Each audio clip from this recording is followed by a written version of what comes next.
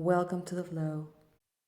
Hello, gorgeous. How are you? Welcome to a new Zentara Flow episode. I am very, very happy to see you here.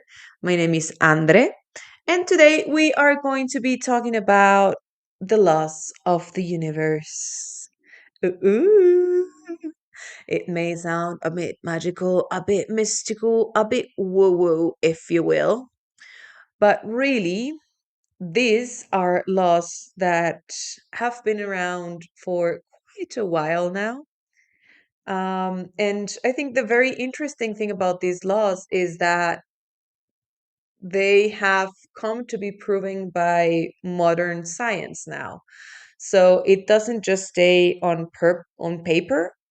And actually, when you understand them and digest them and kind of act accordingly aware and conscious of said laws in your life, chances are it's going to get so much better, honey. And I tell you that from experience because from the moment that I started understanding them and applying them, it did really was a game changer for me. So I'll share these laws in the simplest, plainest, and most straightforward way that I can. I actually wrote them down because I want to explain them in a specific order, which I feel is going to be more easy for you if you've never heard any of this information to actually kind of understand and digest. And just before we do that, I want to invite you to just take four deep breaths in and out with me to, like kind of recalibrate to the present moment, be here, let go of any worries or anxiety or whatever trouble may be occupying your mind. So let's just do that together, in through the nose, out through your mouth if you can. If not, just do it in whichever way is possible and more comfortable for you. And obviously, just beware of your environment. Make sure it's safe for you and for the people in your surroundings, okay? Ready? Let's go. Inhale and exhale. Deep breath again. Inhale and exhale. Breathe in. Hold it in. Exhale. Hold it out. Inhale. Hold it in. Exhale. Hold it out. Okay. Nice. To me, it's just such an easy, peasy, and beautiful way to just reconnect and be present. So now that we're over that, let us begin with the first law, which is the law of divine oneness. Now, this law means that there is no separation. We are all just one. What does that mean? It means that everything is connected. It means that everything is energy. And therefore, basically, it's quite related, if you've ever heard of it, to the ripple effect. Sometimes we think that whatever we do doesn't affect other people, but it really does. It does in a good and in a bad way. Meaning, or I guess for better or for worse would be the right way of saying it. Like if we allow ourselves to live from our most authentic version, then chances are we're going to inspire people to live from their most authentic versions and let themselves be free and be genuine and just have fun with life. And the same goes when we are in a dark place of our life. Is not to put the weight of the world on your shoulders, but it's just basically meaning that whatever happens in our lives really does affect whatever happens in other people's lives. And especially as a collective, this is why I keep repeating and insisting on the importance of where you're putting your energy. And this is why I do not watch news. And I highly recommend you stop doing that as well, because that is such a strong programmation for ourselves to be in fear, to be worried, to be just basically forgetting our power. Because the more you're in fear, the more far away you are from your authenticity and your autonomy, and remembering how truly powerful and bright you are. So this is why I recommend that we focus our energy in things that we do want to have, and that we do want for them to happen, and that would feel nice and be nice for these things to be part of our daily life or our reality, for our country, for our family, for our friends, for ourselves. So that's what the law of divine oneness means, that really everything is just one. And that's why also when you take the time to get to know yourself and to heal your wounds and to heal yourself, in a way, you're also helping the collective to heal. So it's a really very powerful and beautiful thing to know, and especially to put in practice. Obviously, you owe it to yourself to live in your best interest and to be true to whatever feels right for you in your heart and from love. But ultimately, whatever you do or don't do is actually truly going to have an effect on the rest of people's realities. The second law is the law of relativity. This means that in order for us to understand whether something is good or bad, we actually need to experience it and probably also compare it, right?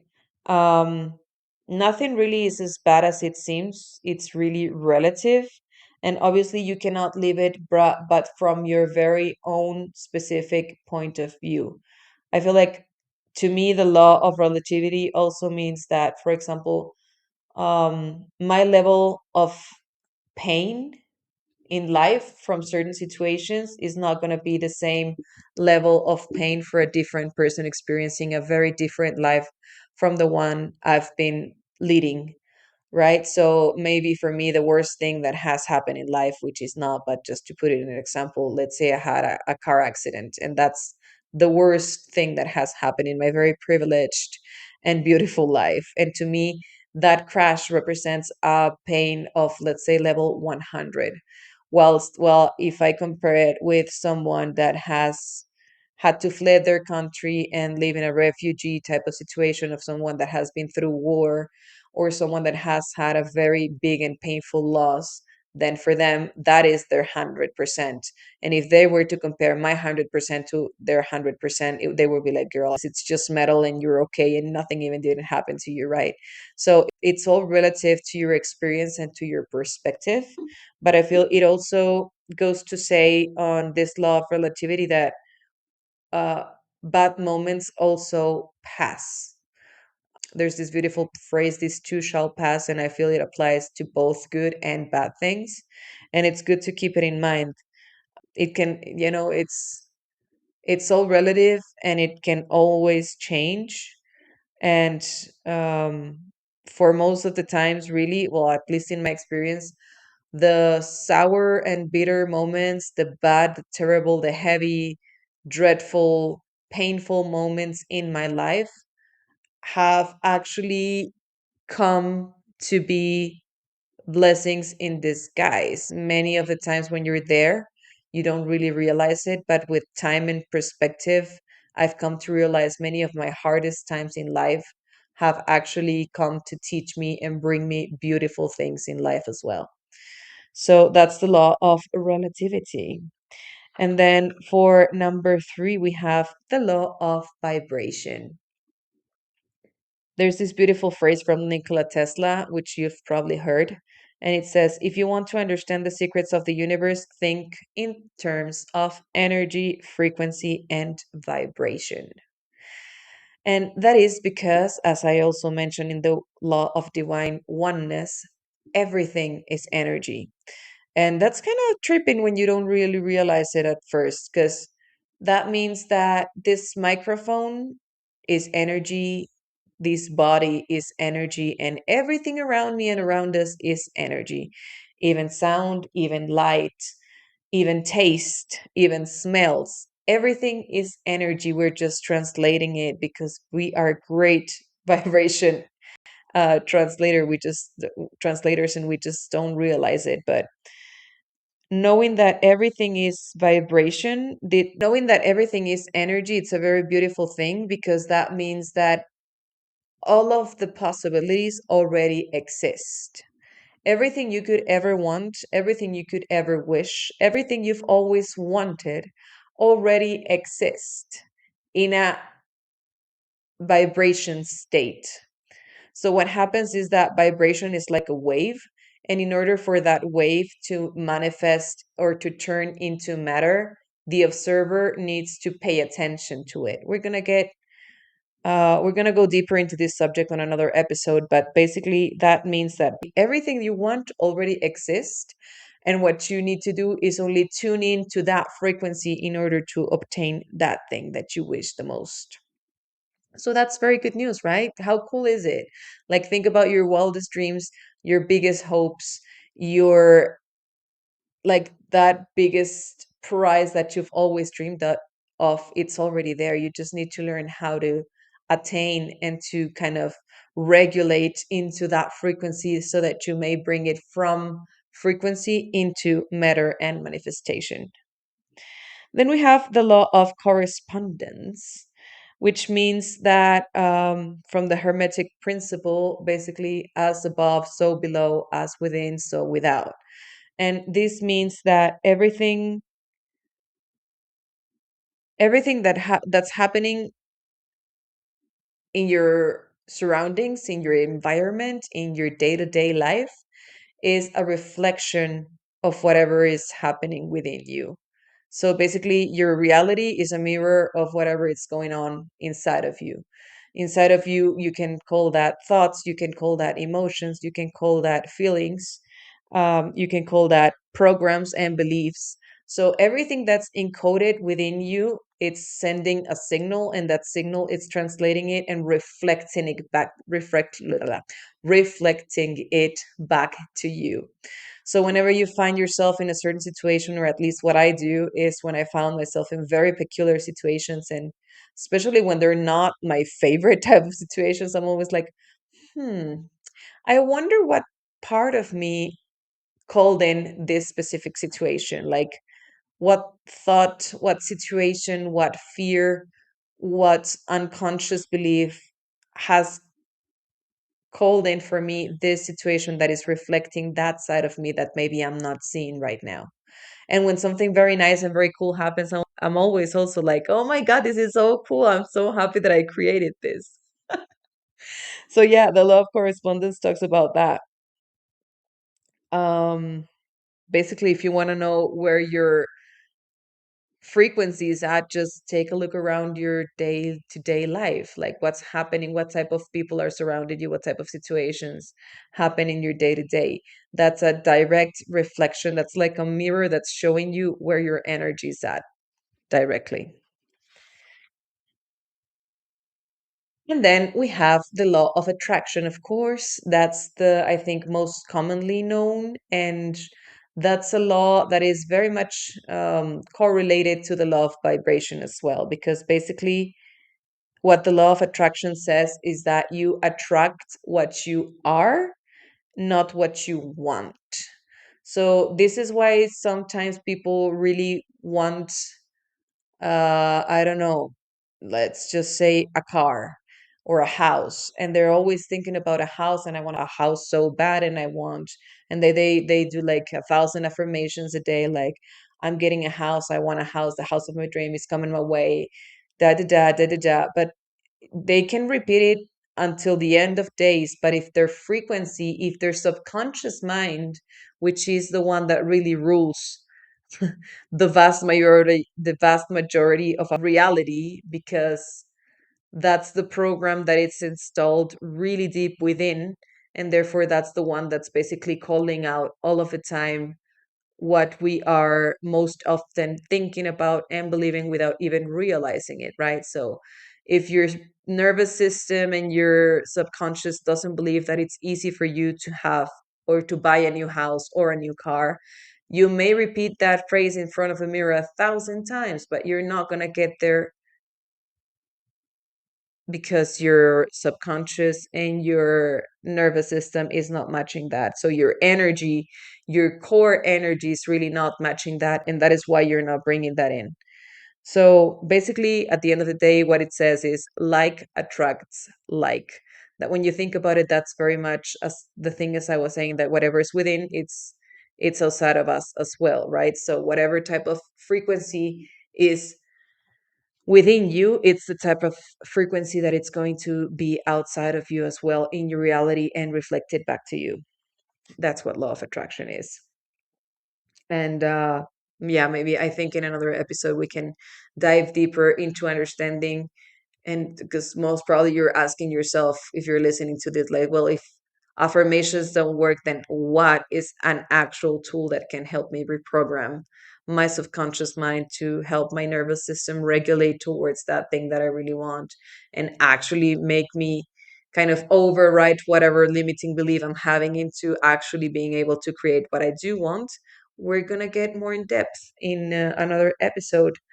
From now, I guess I can just quickly mention, for from my experience, I can say that hypnosis is one of them, and lofty questions is another one, which is kind of a trick that instead of saying affirmations, you ask it in a way of a question. So instead of saying, I'm rich, I have so much money, I have so much money, I'm so rich, you just ask your brain, why am I so rich? Why do I have so much money? Why does money come flooding towards me every day? And what happens is that your subconscious mind, whenever you say an affirmation, it's so deeply rooted and it's been so used to rule the program for so many years that as soon as you say the affirmation, your brain or your subconscious is going to be like, well, honey, it's beautiful that you say that, but we all know, and I have so much evidence to confirm that that's not going to happen.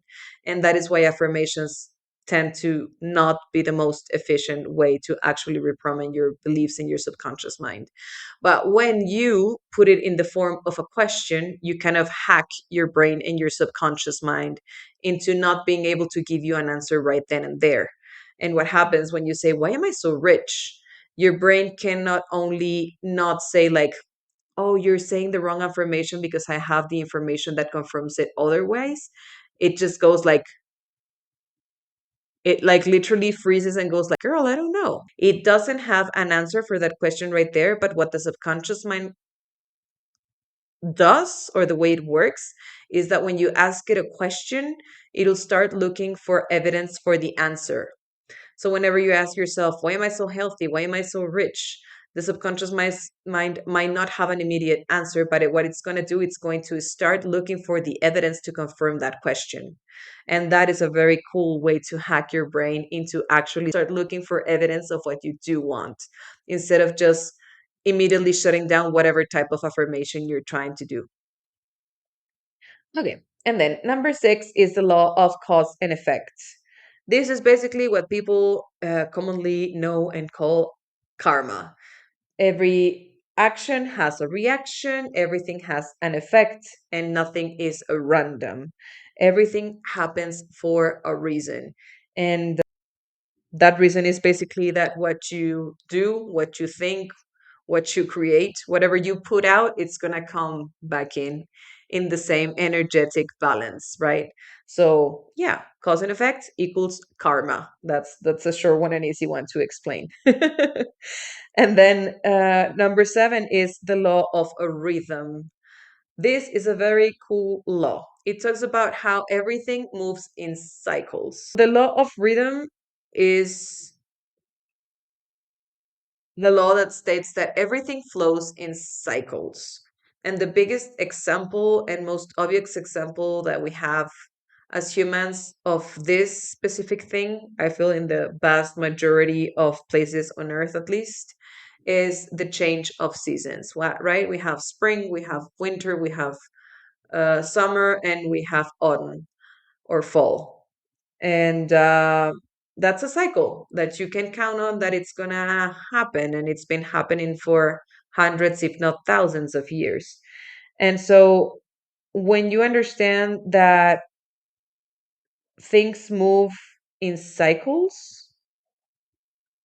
and have a rhythm, and you allow yourself to live in that rhythm, that means that you're not going to always be in the same mode at the same speed. Sometimes you need to rest, sometimes you need to act, sometimes you need to take the time to let inspiration come in. Or sometimes you're going to have good times, sometimes you're going to have bad times. There are highs, there are lows, and it's all part of the cycle.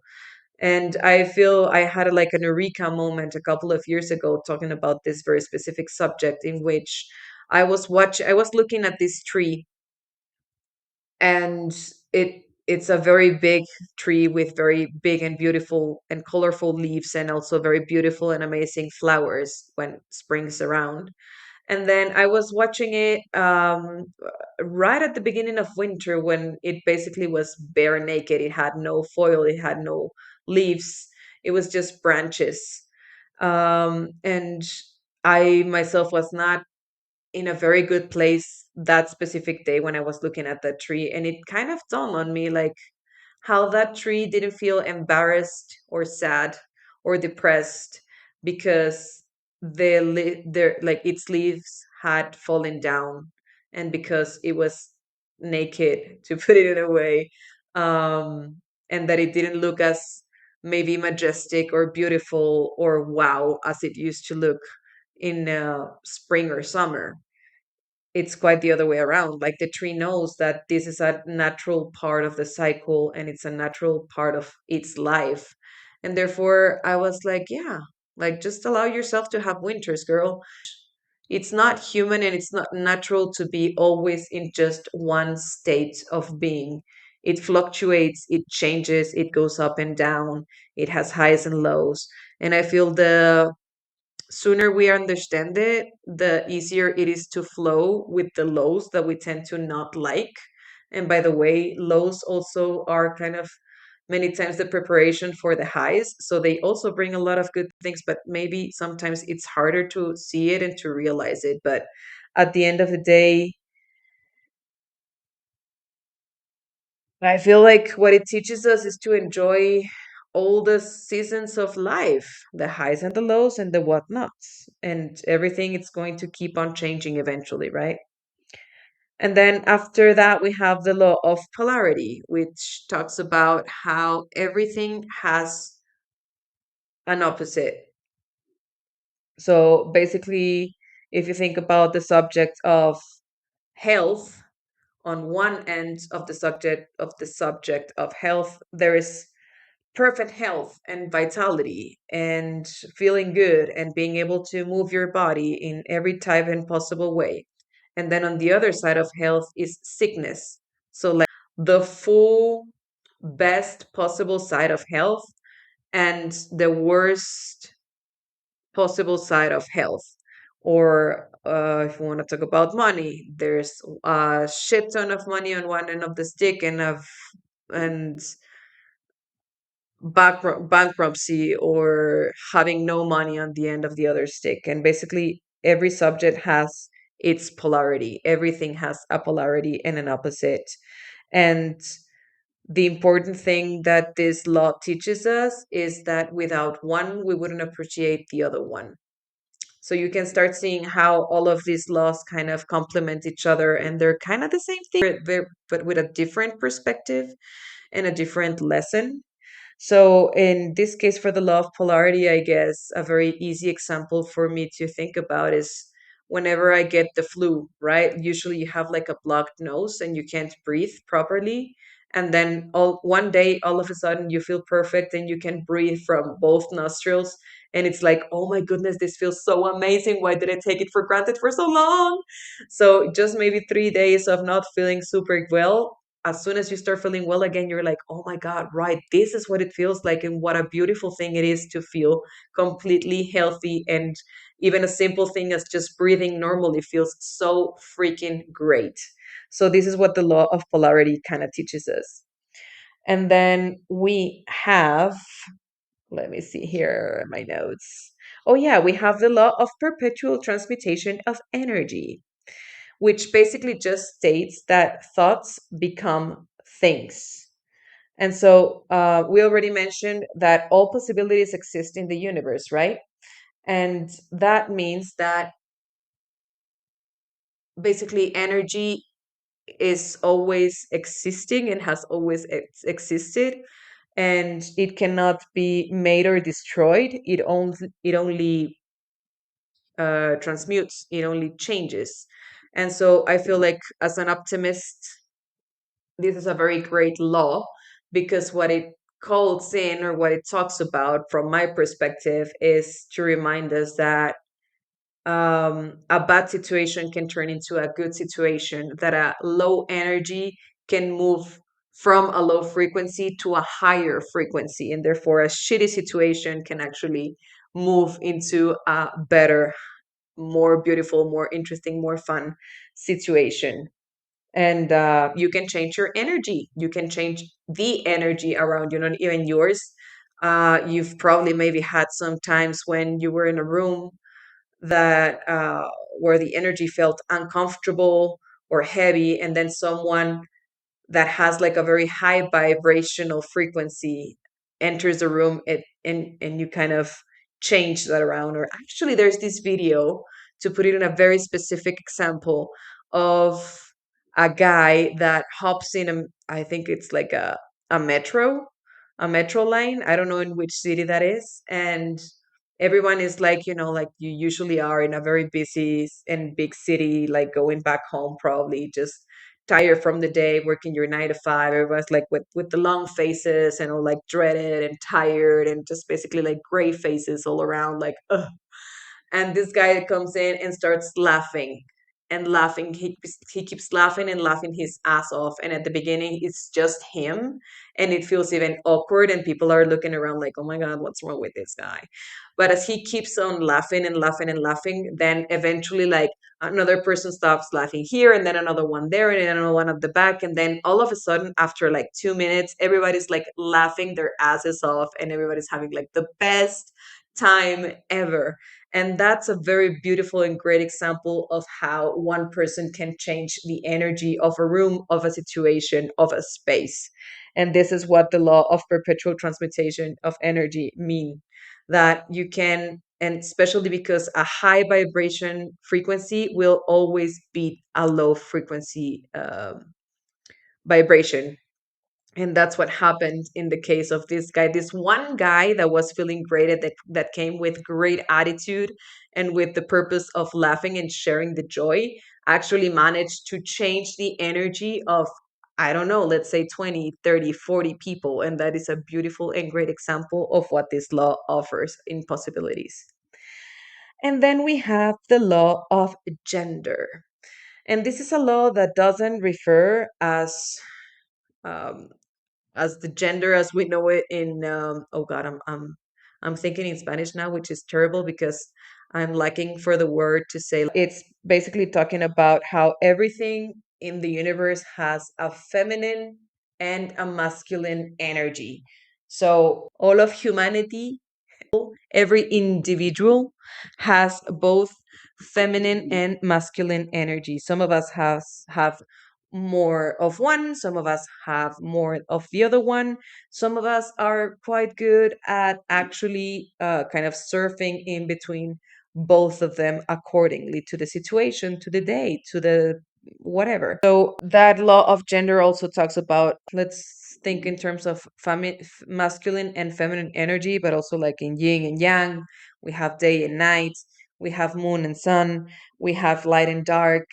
We have this contrast, right? And they complement each other. And the feminine energy tends to be more of more focused on emotion, on nurturing, on receiving. Feminine energy, it's a lot about like allowing yourself to receive what the universe gives you. And the masculine energy tends to be more logical, more focused on reasoning, more focused on action and strength.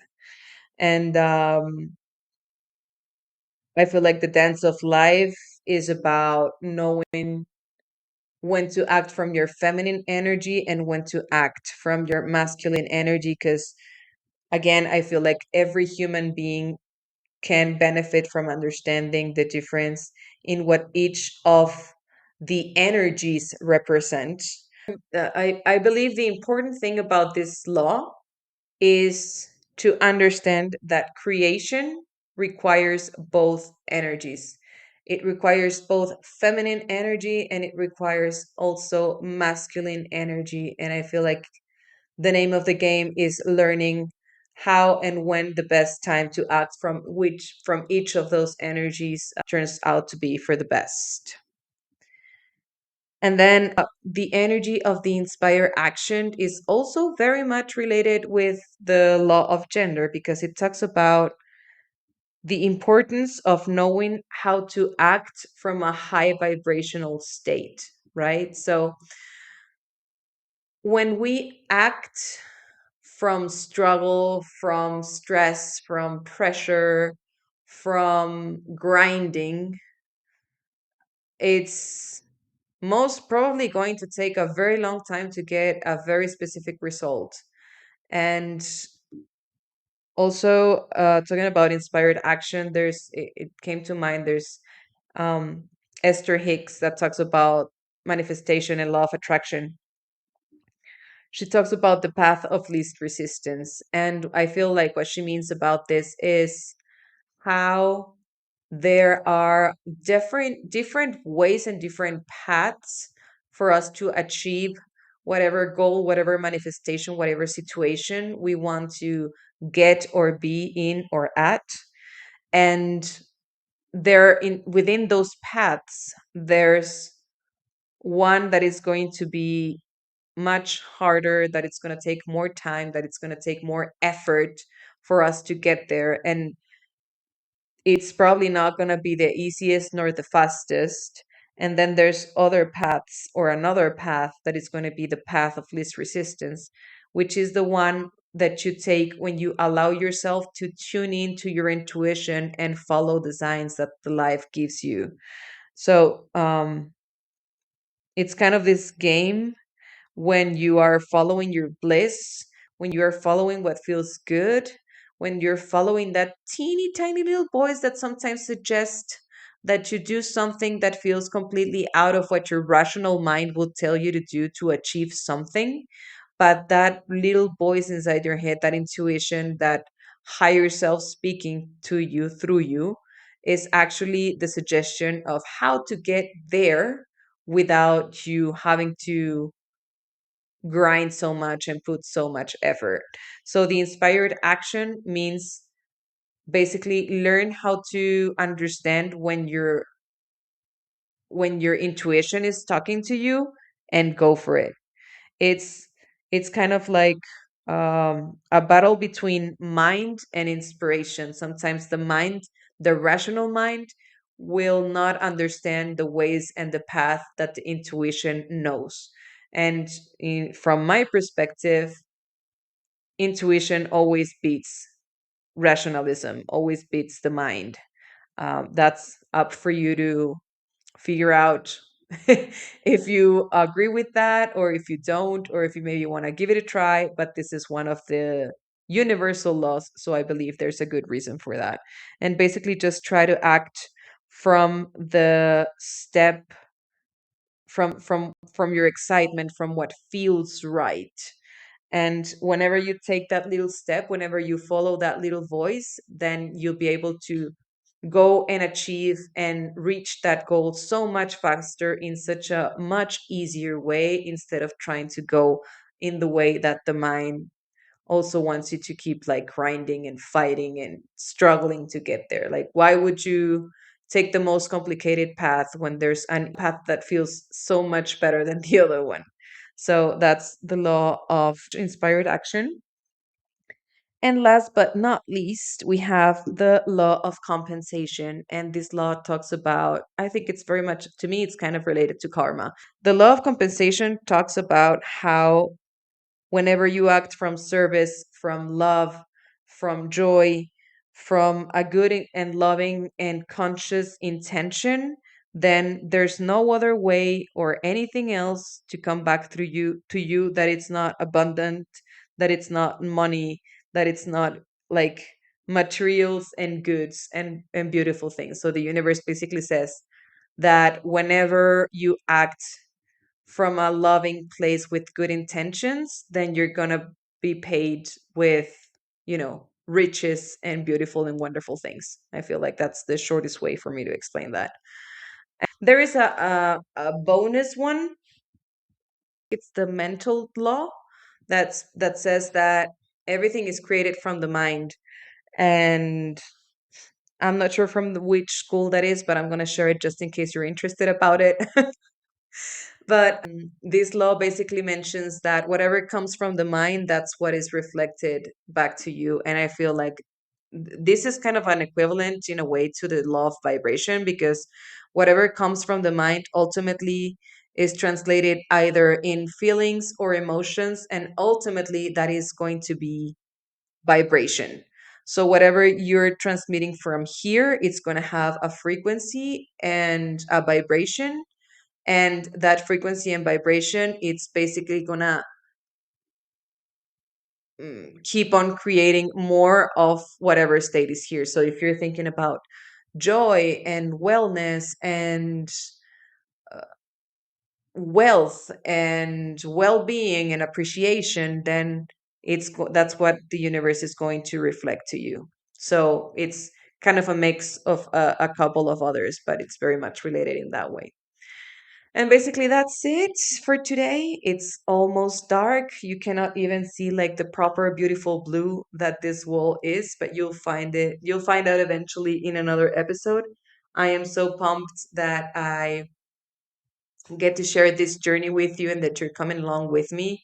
If you're liking this information, please subscribe to the channel. Please share, please like, please comment, because that helps me in a very beautiful way. And it costs you, other than a couple clicks, it's literally like it represents 0 pesos, dollars, euros, pounds, or whatever your monetary situation can be according to the place you live at. So, thank you so much for being here. Remember that I love you. Remember that you're important. And I will see you on the next episode.